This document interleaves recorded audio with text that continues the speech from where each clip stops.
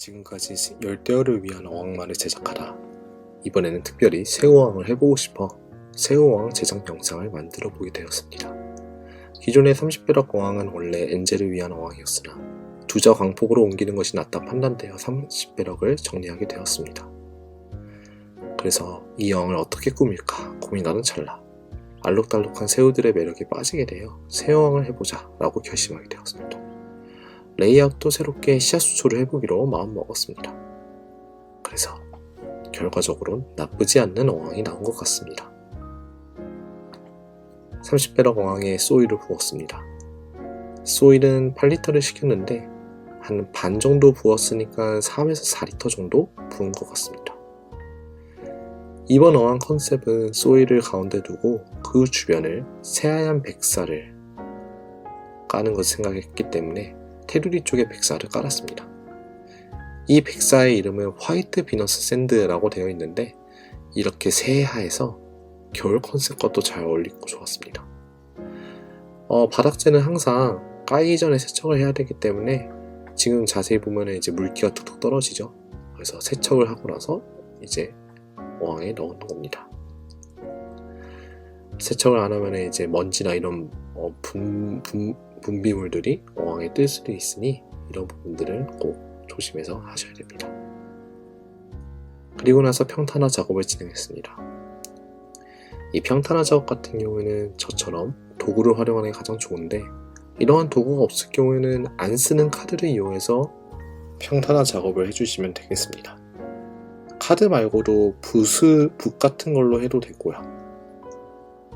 이렇게 평탄화 작업을 계속 하고 있는데 문제가 이제 이 소일과 바닥재의 경계가 너무 인조적으로 심하게 이제 경계가 뚜렷이 나타나서 자연스러운 레이아웃이 나오지가 않아요. 그래서 일단 평탄화 작업은 마무리를 하고 있고요. 근데 이제 이 레이아웃을 어떻게 자연스럽게 만들까 좀 고민을 계속 하면서 평탄화 작업을 했었습니다. 그래서 이렇게 카드로 이렇게 긁어봤는데 웬걸 이 카드에서 이제 떨어진 저 소일 부분이 자연스럽게 딱 조금 된 거를 확인을 하고 나서 그러면은 여기 있는 소일을 바닥재 좀 흩뿌리면 되겠다라고 판단했었습니다. 그래서 저렇게 소일 부분들을 좀 툭툭툭툭 바닥재 쪽에 던져서 이렇게 레이아웃을 하다 보니까 제가 생각했던 자연스러운 레이아웃이 나오기 시작했습니다. 근데 여기서 소일이 조금 부족하다고 판단이 들어서 소일을 더 부었습니다. 이렇게 소일을 더 부어서 좀 입체감 있는 레이아웃을 이제 만드는 게 되었고 결과적으로는 제가 생각했던 바닥 레이아웃이 나온 것 같습니다.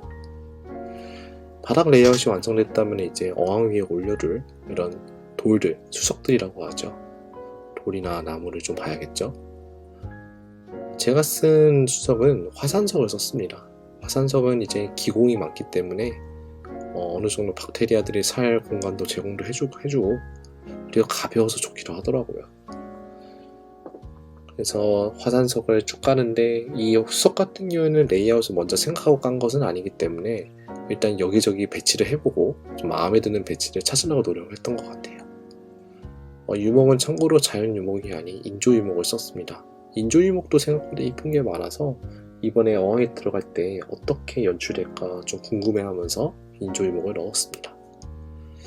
배치를 해보니 뭔가가 좀 이상한 것 같다고 생각이 드네요. 그래서 결국에는 인조 유목을 조금 더 뒤로 넣었습니다. 뒤로 넣고 주변에 화산석으로 감쌌습니다. 그리고 이제 씨앗수초 어항이니만큼 소일 부분이 좀 더 넓게 보여야 된다고 판단이 들어서 이런 식으로 수석을 배치했습니다. 그래서 제가 생각했던 자연스러운 레이아웃이 완성되었습니다. 여기서부터는 이제 씨앗수초를 들이부으면 되겠습니다. 말 그대로 정말 들이부는 것이 중요합니다. 씨앗수초 같은 경우에는 틈틈이 이렇게 부어줘야 나중에 이제 씨앗 발화가 됐을 때 자연스러운 레이아웃이 나옵니다. 너무 예를 들어서 듬성듬성 뿌리게 된다면은 실제 나올 때도 듬성듬성 나오기 때문에 생각보다 예쁘지 않은 레이아웃이 나올 수도 있기에 씨앗수초는 아끼지 말고 팍팍팍 뿌려주시는 것이 중요합니다. 네, 그래서 계속해서 씨앗수초를 이렇게 뿌립니다. 이 틈 부분에도 이제 씨앗수초를 뿌려봤는데 그게 뿌리길 잘했다는 생각이 들었습니다. 어쩌다 보니까 바닥재나 돌 위에 또 씨앗수초가 이제 있네요. 저렇게 나온 것들은 저는 카드 같은 걸로 이제 소일 쪽에 2개 다시 정리를 해놨습니다. 여기까지 다 되면 이제 어항을 이제 습하게 만들어주기 때문에 분무기로 충분히 적셔주고 그 다음에 랩으로 이 어항 위를 감싸면 되겠습니다. 그러면 이제 습한 환경이 계속 되는데, 근데 문제는 지금 시즌이 겨울이기 때문에 어항 내부 온도를 27도 이상으로 맞추는 게 너무 힘들었어요. 그래서 제가 쓴 방법은 뭐냐면은 어항 밑에다가 전기장판을 깔았고 그 다음에 담요로 어항을 아예 덮어버렸습니다. 그러니까 모든 걸 시도해봤는데 근데 그게 가장 좋은 방법이더라고요. 영상에서 나오지는 않지만 그렇게 해보시길 추천합니다. 네, 그래서 이게 8일차 때 모습이고요. 씨앗은 5일차에 발화를 했었습니다. 그래서 어느 정도 뿌리로 이제 강하게 잡혔겠다 판단이 들어서 물을 채웠습니다. 특히 씨앗수초 같은 경우에는 바닥재가 뒤집어지면 이 힘들게 발한 수초들이 위로 떠오를 수 있기 때문에 구멍을 뚫은 종이컵들을 활용해서 바닥재가 이제 뒤집어지지 않게 물을 채우는 것이 중요합니다. 네, 그래서 이제 어항에 물을 다 채우게 됐네요. 어항물을 다 채운 후 스펀지 여과기를 설치하고 박테리아제를 투여했습니다. 그리고 한번 스펀지 여과기를 돌려봤습니다. 여과기는 잘 작동을 하네요. 겨울철이 되면은 가장 신경 써야 되는 부분이 어항 온도입니다. 그렇기에 어항 히터는 필수로 설치를 해줘야 되죠. 26.5도로 어항 온도를 맞춘 후 계속 히터를 가동을 했습니다. 그리고 어항의 온도를 보기 위해서 온도계 설치도 필수라고 생각이 되는데 저는 원래는 이제 디지털 온도계를 이용해서 숫자로 좀 많이 직관적으로 보려고 했는데 아무래도 인테리어상 이런 레이아웃상 디지털 온도계보다는 아날로그 감성의 온도계가 훨씬 더 좋더라고요.